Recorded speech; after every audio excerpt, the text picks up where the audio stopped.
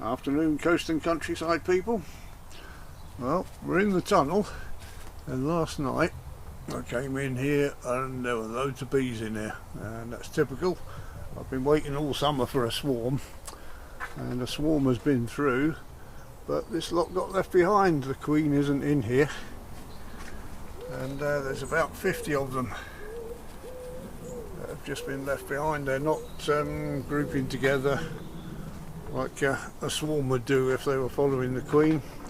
They're all over the place. I've tried to get them out so they can follow the swarm, and I've managed to get a few out, but there's still most of them are still in here at the end of the day.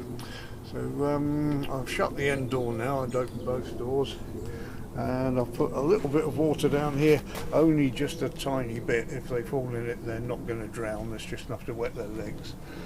So hopefully if they smell the water, they'll come down for a drink. But without food and water, they're not going to make it. They'll only last a few days, and they're not aggressive, quite docile, and they were clumping together overnight. So they're obviously used to being together. They are part of one family. So I've hung a little cardboard box up there, just hoping that maybe tonight they'll see that as a bit of shelter and go in there. If I can get them all together, then I can put them in the hive, because I've got the empty hive round the back. Whether they produce a queen or not is a different matter, but if they stay in here, they're going to die. So we'll have to see what we can do.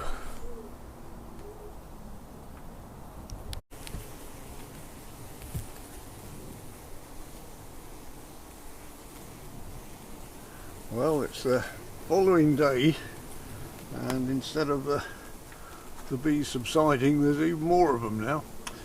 So I'm thinking they're not a swarm, that we've actually just got in the way of a flight path. They've come through here looking for some flowers somewhere, and they've got stuck in here.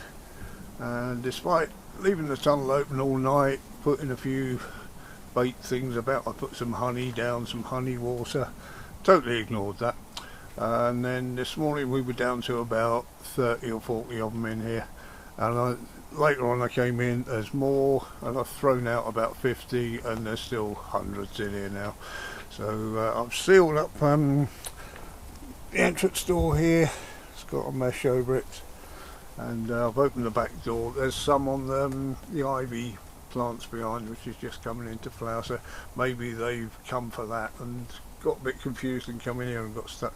So what I'm going to do, I need to discourage them from being in here, because this is actually my shop, and it's although I don't mind bees, I think a few customers might not like them too much. So I've got a smoke pellet, and I'm going to simply light that and then see if that pees them off enough to actually leave the tunnel. So don't know if I can do that one-handed. Keep saying that on videos, don't I? Need to grow an extra hand. So yeah, just about got a light there, and got these smoke tablets for testing the flue on the wood burners. I've got a box of them, and now that's gone out. So what I'll do, I'll stop the video there, light the thing, and then come back to it.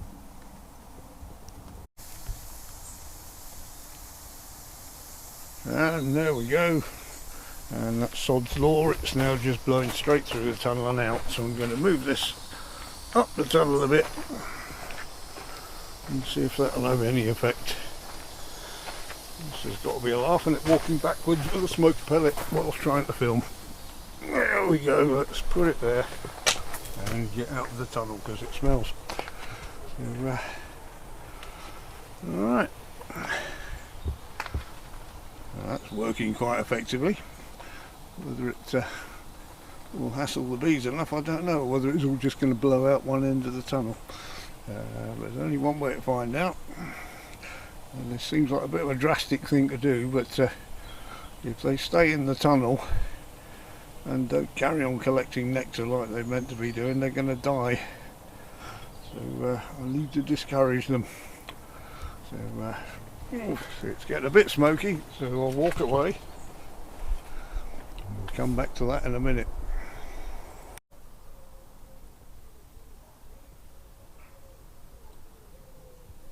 It's now the following morning, and what I did last night was block the back door up and block the gap at the top of the door, because the bees seem to be to and froing, and the ivy outside is flowering, and that was covered in them. As you saw, there were hundreds in here yesterday. And I closed the tunnel at the end, but I didn't block the gap on the top. Now I've got a feeling the lack of bees this morning might mean that first light this morning they all saw this as a landing or takeoff platform and went out through there, because there were loads in here last thing, and there's only a few left. There was one that I thought was a goner. I got it off the top here. It was up in the grapevine. I thought it was dying. I gave it some honey and it had a good drink, and then it flew away, so that was good. And there was one down on the floor that was being dragged away by a violent ground beetle who thought it must have been his birthday. He couldn't believe his luck finding a dead bee. But there's a few left in here now, and I can easily catch those and put them outside.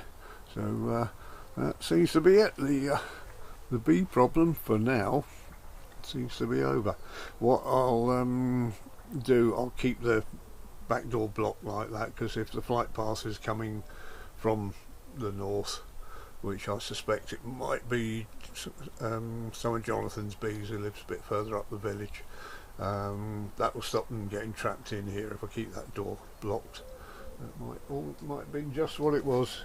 Simply this tunnel was getting in the way of wherever they were going over there, and once they got in and I opened the door in the mornings, which would confuse the bees, because bees go on landmarks, and if that door's gone and they can't see their platform on the top, they probably didn't know what to do. So there we go, 2 or 3 days of not knowing what to do with lots of bees.